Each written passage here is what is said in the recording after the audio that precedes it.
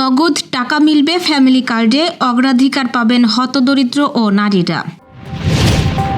HSC পরীক্ষা 2026-এর form পূরণ শুরু 1 মার্চ। মোহামেডানকে সুসংবাদ দিল ফিফা। 9 দিনের ব্যবধানে সিলেটে ফের ভূমিকম্প। নির্বাচনের সিসিটিভি ফুটেজ সংরক্ষণ বাধ্যতামূলক করল ইসি। নির্বাচনী অনিয়মের শুনানির জন্য নির্বাচনী ট্রাইব্যুনাল গঠন। রোজার প্রথম দিনেই যশোরে জমে ওঠে ইফতার বাজার। দর্শক, শুনছিলেন সন্ধ্যার খবরের প্রধান প্রধান শিরোনাম, এবার বিস্তারিত। তার আগে আমাদের ইউটিউব চ্যানেল সাবস্ক্রাইব করুন এবং সব খবর পেতে ফেসবুক পেজ ফলো করে রাখার পাশাপাশি ওয়েবসাইট ভিজিট করুন। বছর ঘুরে আবারও এলো পবিত্র মাহে রমজান। মাহে রমজানের এই সওগাত, এই নাজাত, এই রহমত, মাগফিরাত, এত বড় বড় আল্লাহর পক্ষ থেকে যে নিয়ামত, এই নিয়ামত আমরা গুনে গুনে শেষ করতে পারবো না। প্রতিদিন বিকেল 5:30 গ্রামের কাগজের ফেসবুক পেজ ও ইউটিউব চ্যানেলে দেখুন রমজানুল মোবারক। প্রাথমিকভাবে 5 কোটি পরিবারকে ফ্যামিলি কার্ড দেওয়ার সিদ্ধান্ত নেওয়া হয়েছে বলে জানিয়েছেন তথ্যমন্ত্রী জহিরুদ্দিন স্বপন। আজ সচিবালয়ে প্রধানমন্ত্রী তারেক রহমানের নেতৃত্বে এক আন্তঃমন্ত্রণালয় সভায় এই সিদ্ধান্ত নেওয়া হয়। এ সময় কৃষিমন্ত্রী আমিনুর রশিদ বলেন, এখন পর্যন্ত সিদ্ধান্ত হয়েছে ফ্যামিলি কার্ড হিসেবে নগদ টাকা দেওয়া হবে। ফ্যামিলি কার্ড পাওয়ার ক্ষেত্রে হতদরিদ্র এবং নারীদের অগ্রাধিকার দেওয়া হবে।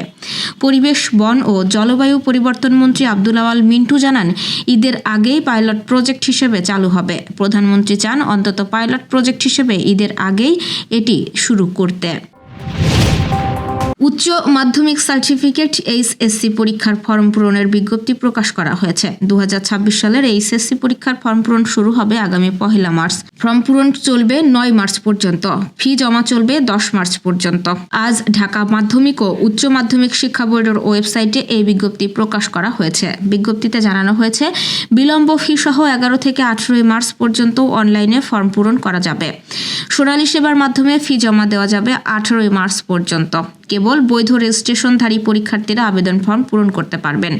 কোনো পরীক্ষার্থী তার রেজিস্ট্রেশন বহির্ভূত কোনো বিষয় বা বিষয়গুলোর পরীক্ষায় অংশ নিলে এই বিষয় বা বিষয়গুলোর পরীক্ষা কোনোরূপ যোগাযোগ ছাড়াই বাতিল করা হবে।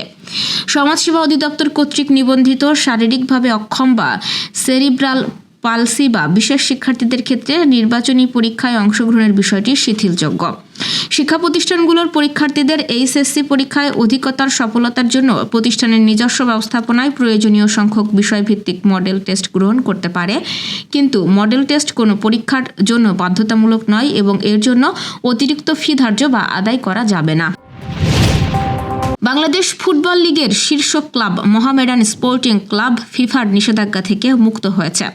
চুক্তি অনুযায়ী বিদেশি ফুটবলারদের পাওনা অর্থ পরিশোধ না করায় এর আগে ফিফা মোহামেডান সহ আরও 2 শীর্ষ ক্লাব আবাহনী লিমিটেড ও বসুন্ধরা কিংসকে নিষিদ্ধ করেছিল। মোহামেডান তাদের সাবেক ইরানি ফুটবলার মেহসাম শাহ জায়েদ এর পাওনার আংশিক অর্থ পরিশোধ করায় ফিফা নিষেধাজ্ঞা প্রত্যাহার করেছে। 2022-23 মৌসুমে মোহামেডানের হয়ে খেলা শাহ জাদেহের অভিযোগের ভিত্তিতে ক্লাবটি শাস্তি পেয়েছিল। নিষেধাজ্ঞার ফলে মধ্যবর্তী দল বদলে খেলোয়াড় নিবন্ধন করাতে পারেনি মোহামেডান। ফিফার সিদ্ধান্ত অনুযায়ী 3টি ট্রান্সফার উইন্ডোতে তাদের নতুন খেলোয়াড় নিবন্ধনের সুযোগ ছিল না। মোহামেডানের নিষেধাজ্ঞা উঠে গেলেও আবাহনী ও বসুন্ধরা কিংস এখনও ফিফার শাস্তির আওতায় রয়েছে। সিলেটে আবারও ভূকম্পন অনুভূত হয়েছে। এর আগে গত 10 ফেব্রুয়ারি সিলেটে ভূমিকম্প অনুভূত হয়। এই ভূমিকম্পের উৎপত্তিস্থল ছিল সুনামগঞ্জের সাতক উপজেলায়। আজ বেলা 12:46 সিলেটের বিভিন্ন স্থানে এই ভূমিকম্প অনুভূত হয়। রিক্টার স্কেলের মাত্রা ছিল 4.1 ডিগ্রি। সিলেট আবহাওয়া অধিদপ্তরের ভূমিকম্প পর্যবেক্ষণ ও গবেষণা কেন্দ্রের সহকারী আবহাওয়াবিদ ফারজানা সুলতানা গণমাধ্যমকে জানিয়েছেন, ঢাকার গবেষণা কেন্দ্র থেকে ভূমিকম্পের দূরত্ব 187 কিলোমিটার এবং ভূমিকম্পের উৎপত্তিস্থল উত্তর পূর্ব দিকে। সদ্য সমাপ্ত ত্রয়োদশ জাতীয় সংসদ নির্বাচনে ভোট গ্রহণের স্বচ্ছতা ও নিরাপত্তা নিশ্চিত করতে ভোট কেন্দ্রে স্থাপিত সিসিটিভি ক্যামেরার ভিডিও ফুটেজ সংরক্ষণ বাধ্যতামূলক করেছে বাংলাদেশ নির্বাচন কমিশন। নির্বাচনের আগের দিন ও নির্বাচনের দিনের ধারণকৃত ফুটেজ সংশ্লিষ্ট সহকারী রিটার্নিং কর্মকর্তার কার্যালয়ে জমা রেখে সংরক্ষণ করতে নির্দেশ দেওয়া হয়েছে। আজ নির্বাচন পরিচালনা 2 অধিশাখার উপসচিব মোহাম্মদ মনির হোসেন স্বাক্ষরিত এক অফিস আদেশে এই নির্দেশনা জারি করা হয়। গণপ্রতিনিধিত্ব অধ্যাদেশের 49 ধারা অনুযায়ী নির্বাচনী অনিয়ম সংক্রান্ত নির্বাচনী আবেদনপত্র শুনানির জন্য হাইকোর্টে নির্বাচনী ট্রাইব্যুনাল গঠন করা হয়েছে। আজ এই সংক্রান্ত বিজ্ঞপ্তি জারি করা হয়। বিচারপতি জাকির হোসেনের নেতৃত্বে একক বেঞ্চ এসব আবেদনের উপর শুনানি গ্রহণ করবেন।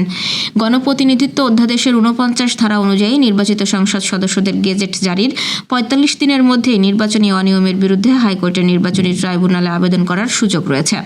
এর আগে 12 ফেব্রুয়ারি ত্রয়োদশ জাতীয় সংসদ নির্বাচনে 300 আসনের মধ্যে 299টিতে ভোট গ্রহণ হয়। পরে 297 আসনের বেসরকারি ফলাফল ঘোষণা করা হয়। নির্বাচনে নির্বাচিত সংসদ সদস্যদের গেজেট প্রকাশ করে নির্বাচন কমিশন। রোজার প্রথম দিনই সারা দেশের মতো যশোরেও ইফতার সামগ্রীর দোকানে ভিড় ছিল চোখে পড়ার মতো। আজ দুপুর থেকেই দোকানগুলোতে ছিল প্রস্তুতি। নানা রকম ইফতারির পসরা সাজিয়ে বসেন দোকানিরা। মুখরোচক এইসব ইফতার কিনতে ভিড় করেন বহু ক্রেতা। দর্শক, এই ছিল সন্ধ্যার আয়োজন। রাতের খবর দেখার আমন্ত্রণ রইল। এতক্ষণ সাথে থাকার জন্য ধন্যবাদ।